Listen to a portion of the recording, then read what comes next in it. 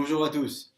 Bezrat Hashem, dans la paracha de Shelach Lecha, nous allons voir l'épisode des explorateurs. Ces 12 explorateurs qui avaient été envoyés par Moshe Rabbeinu pour sillonner la terre d'Israël vont malheureusement revenir de leur voyage avec des paroles très dures à l'encontre d'Eretz Israël. Parmi les 12 explorateurs, il y en a 10 qui vont décrire Israël d'une manière très négative et seulement 2 d'entre eux qui malheureusement ne vont pas être écoutés par le peuple, qui sont Yehoshua et Caleb, qui eux, au contraire, vont dire du bien de la terre d'Israël. Le peuple va écouter la majorité, les 10 explorateurs, et malheureusement, non seulement ces 10 explorateurs vont tout de suite être condamnés à mort sur le champ et mourir d'une mort particulièrement difficile, mais en plus de ça, le peuple qui s'est lamenté ce jour-là, qui est le jour de Tisha B'Av, Hachem leur promet que pour toutes les générations, ce jour-là sera un jour de pleurs et de lamentation. Et c'est d'ailleurs ce jour-là, bien évidemment, que les 2 temples ont été détruits, le premier et le deuxième, à des centaines d'années de différence. Donc on va essayer un petit peu de comprendre un peu plus en profondeur à quoi correspond cet épisode des explorateurs. Surtout qu'on aurait plusieurs questions à se poser. La première, c'est qu'au début de la paracha, lorsque Hachem ordonne à Moshe d'envoyer des explorateurs, il lui dit « Shelach lecha » envoie pour toi des explorateurs. Tous les commentateurs se posaient la question, pourquoi est-ce qu'il y avait besoin de dire envoie pour toi? Hachem aurait pu lui dire envoie tout simplement ou envoie pour le peuple. Pourquoi avoir précisé envoie pour toi, Shelach lecha, pour toi? C'est la première question. La deuxième question, c'est que lorsqu'on lit les paroles de l'Agmara dans le traité de Sota à la page 34, on voit que Moshe Rabbeinu va prier pour son élève Yehoshua, qui fait partie des 12 explorateurs, puisque en fait Yehoshua va représenter la tribu d'Éphraïm. Et là aussi on pourrait se poser la question, c'est vrai que Moshe avait un lien particulier avec son élève Yehoshua, mais est-ce que c'est pas un peu du favoritisme, on pourrait croire, de prier spécifiquement pour un explorateur? Il aurait pu prier pour que tous puissent réussir dans leur mission. Donc pourquoi avoir prié spécifiquement pour Yehoshua? D'ailleurs, Moshe va également changer le nom de Yehoshua qui à la base s'appelait Hoshea et qui va ensuite donc changer son nom et s'appeler Yehoshua avec un Yud au début de son prénom. Ça va être donc la deuxième question. Et la troisième question qu'on va se poser, c'est que lorsque les explorateurs sont en Israël, le texte nous dit Vaya'alu banegev, donc au pluriel, ils sont montés les explorateurs dans le Negev. Vayavo à Hebron, il est allé à Hebron. De qui il s'agit? Nous dit Rashi sur place, c'est Caleb. Caleb, cet explorateur de la tribu de Yehuda, qui va aller se recueillir sur la tombe des patriarches. La question qu'on va se poser, c'est pourquoi est-ce que Caleb est parti sur la tombe des patriarches? Pourquoi est-ce que c'est spécifiquement lui qui est allé et pas quelqu'un d'autre? Ou pourquoi est-ce que tout le monde n'a pas été ensemble à ce moment-là sur la tombe des patriarches? Donc, Bezrat Hashem, pour répondre à toutes ces questions, on va mentionner les paroles du Ben Ishraï et on va devoir avant tout rappeler un principe qu'on avait déjà énoncé l'année dernière dans la paracha de Shelach Lecha, qui est la différence qu'il y a entre les différents types de réincarnation.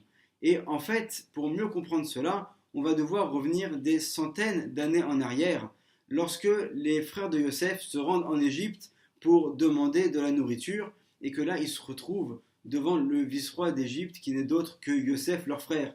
Eux ne le reconnaissent pas, mais lui les a bien reconnus. Et à ce moment-là, Yosef va avoir un comportement très dur avec eux. C'est un moyen pour lui de leur faire corriger l'erreur qu'ils ont fait lorsqu'ils l'ont vendu des années plus tôt. Et donc Yosef va avoir une accusation. Il va leur dire « Vous êtes des meraglim, vous êtes des explorateurs, vous êtes des espions qui êtes venus visiter la terre d'Égypte. » Lorsqu'on y réfléchit, Yosef aurait pu trouver de très nombreuses autres accusations, mis à part celle de dire que ses frères sont des explorateurs, des espions.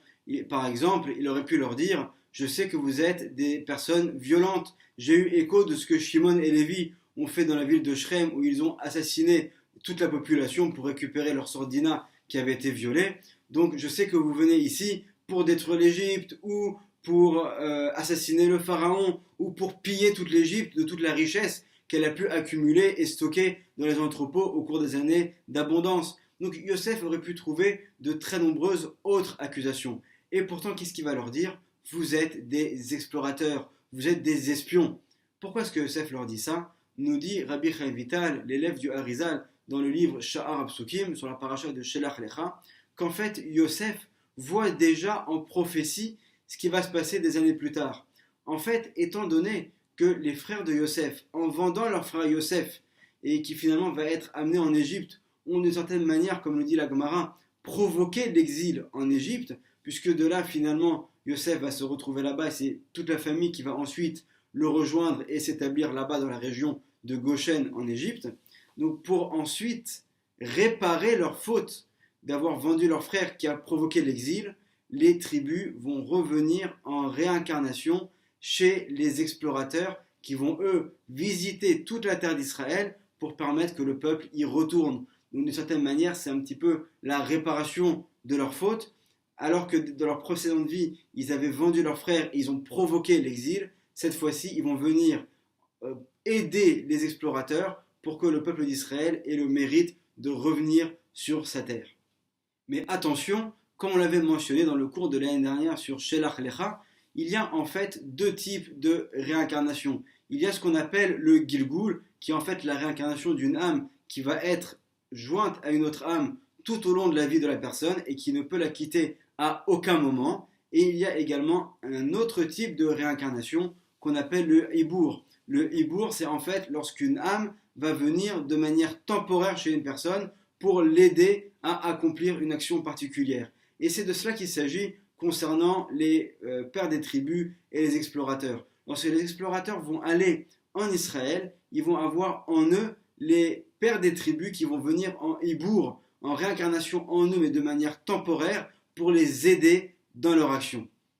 Alors c'est vrai que les enfants de Yaakov sont 12, qui forment 12 tribus, mais on sait bien dans le désert que les tribus ne sont pas au nombre de 12, elles sont au nombre de 13, puisque en fait la tribu de Yosef se divise en deux, qui sont à la fois Éphraïm et Ménaché. Et comme le dit Yaakov, on le voit dans la paracha de Vayechi, au moment où il bénit Éphraïm et Ménaché, les enfants de Yosef, il les considère qui Rouven et Shimon et Yuli. Ils vont être pour moi comme Réhouven et Shimon. C'est-à-dire qu'en fait, Éphraïm et Ménaché sont des tribus à part entière. Et on le voit également, on l'avait vu dans la paracha de Bamidbar, dans le campement des Béné Israël, on voit également que chacune des tribus a sa place. Et qu'il y a, dans une des orientations, à l'ouest, il y a la tribu de Binyamin avec les tribus de Éphraïm et Ménaché. Ce sont des tribus qui sont distinctes l'une de l'autre. C'est vrai que ce sont les enfants de Yosef, mais au niveau du recensement, au niveau de l'emplacement dans le campement, on voit bien que ce sont des tribus qui sont totalement indépendantes. D'ailleurs, même en Israël plus tard, lorsque les Béné Israël vont rentrer en terre d'Israël,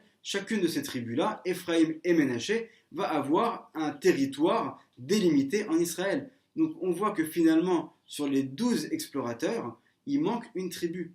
Quelle est cette tribu qui n'a pas envoyé d'explorateurs? C'est la tribu de Lévi.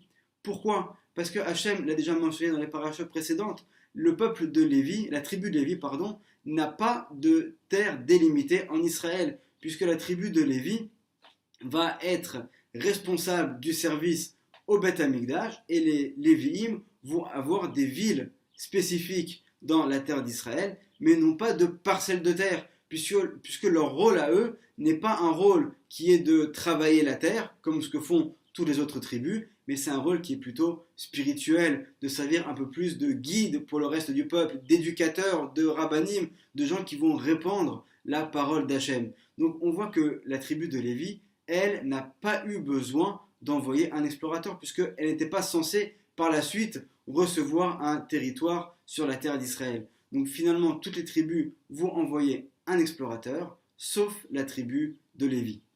Bien qu'on avait dit que les pères des tribus allaient revenir en Hibour dans les explorateurs, finalement ce qu'on voit, c'est que pour la tribu de Lévi, il y a un problème, puisqu'il n'y a pas d'explorateur dans lequel l'âme de Lévi peut revenir en Hibour. Et d'un autre côté, on a également un problème pour Yosef, puisque Yosef, finalement, est représenté par deux tribus, Éphraïm et Ménaché. Donc chez qui il va aller? Si on fait attention au texte de notre paracha, lorsqu'on va mentionner les noms des explorateurs, on va nous dire Livné Yosef, Livné Ménaché. Donc on va lier en fait Yosef, dans les enfants de Yosef, les enfants de Ménaché, on va lier en fait Yosef avec Ménaché pour nous dire en fait en allusion que l'âme de Yosef est revenue en Hibour dans l'explorateur de la tribu de Ménaché. Ce qui fait que finalement, Yehoshua, qui est l'explorateur de la tribu d'Éphraïm, n'a pas d'âme de père de tribu qui peut revenir pour lui. Et c'est en cela, en fait, que Moshe Rabbeinu va avoir peur pour son élève.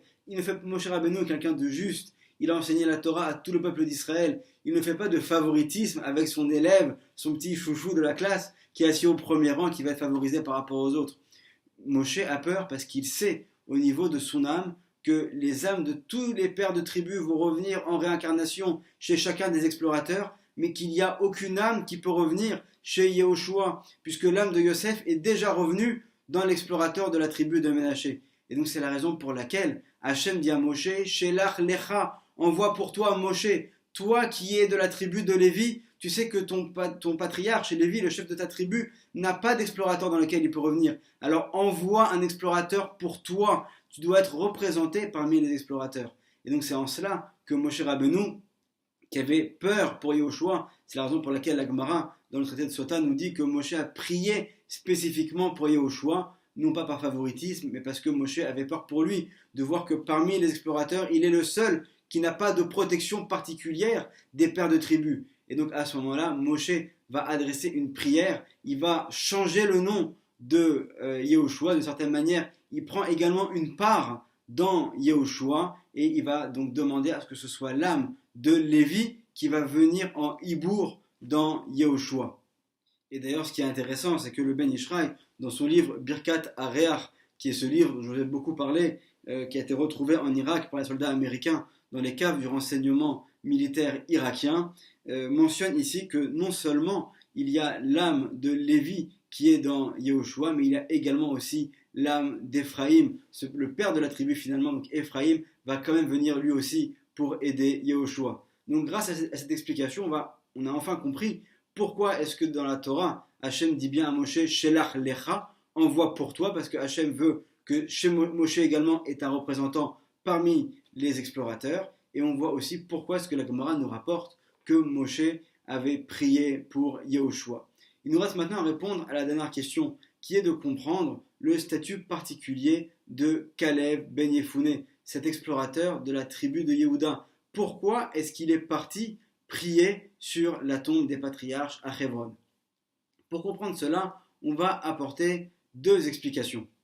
La première explication est mentionnée par Rabbi Chaim Vital, l'élève du Harizal, dans son livre Sha'ar Absukim sur la paracha de Chaye Sarah. Là-bas, Rabbi Chaim Vital vient répondre à une question. Comment se fait-il qu'Abraham s'est entêté à penser qu'Eliezer, son serviteur, serait celui qui allait hériter de lui? Et en fait, Abraham avait vu cela dans l'astrologie, jusqu'à ce que finalement Hachem lui dit, mais arrête avec ton astrologie, écoute ma promesse et tu verras que tu auras une descendance. Alors, comment se fait-il qu'Abraham avait vu une telle chose dans l'astrologie? En fait, nous dit Rabbi Chaim Vital, ce qu'Abraham avait vu était juste, sauf que ça ne correspondait pas à la vie dans laquelle il se trouvait à ce moment-là, puisque des années plus tard, Eliezer, son serviteur, allait revenir en réincarnation dans Kalev ben Yefouné, cet explorateur de la tribu de Yehuda, qui va ensuite, avec Yehoshua, conquérir Eretz Israël et hériter de la région de Hebron. Donc ce que Abraham avait vu était juste, mais ce n'était pas dans cette vie-là qu'il s'agissait de cela, c'était en fait des centaines d'années plus tard,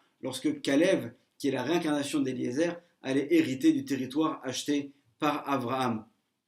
Donc en fait, c'est de manière naturelle que l'âme de Kalev, qui est la réincarnation de Eliezer, le serviteur d'Abraham, va avoir cette envie, cet attrait de vouloir aller visiter le tombeau des patriarches à Hebron, se rapprocher en fait d'Abraham, son maître de sa vie précédente. D'ailleurs, c'est la raison pour laquelle on voit aussi dans notre paracha que Kalev, de quelle manière est-ce que Hachem va l'appeler? Il va dire Ve'avdi Kalev, et mon serviteur Kalev. Là ici dans ce mot mon serviteur, on fait une allusion dans la Torah au précédent Gilgul de Kalev, qui était Eliezer, qui était un serviteur. Donc c'est la première explication qui nous est rapportée. La deuxième, nous dit le Ben Ishraï dans son livre Birkat Areach, Kalev ben Yefouné savait très bien qu'il avait en lui le hibour de Yehuda. Mais pourtant, il a eu une certaine crainte. C'est que Yehuda avait dans sa vie fait une erreur et Kalev a eu peur de reproduire la même erreur. Quelle est cette erreur qu'a fait Yehuda? C'est que lorsque les frères ont vendu Yosef, ensuite ils avaient pris sa tunique qu'ils ont trempée dans du sang d'un animal, et lorsqu'ils sont venus chez leur père pour lui annoncer que Yosef avait été soi-disant dévoré par une bête féroce, à ce moment-là, qui est celui qui va prendre la tunique et la montrer à son père? C'est Yehuda. Yehuda va prendre cette tunique et va dire à son père, Hakerna, Aketonet binchahi, reconnais, est-ce qu'il s'agit bien de la tunique de ton fils? Donc on voit que Yehuda, dans sa vie, avait eu une erreur qu'il a commise au niveau de la parole. Et donc là, Kalev ben Yefouné, lorsqu'il va venir pour explorer la terre d'Israël, lui aussi, il a peur que du fait qu'il a en lui le hibour de Yehuda, il ne soit pas suffisamment protégé et que lui aussi puisse faire cette erreur qui vienne par la parole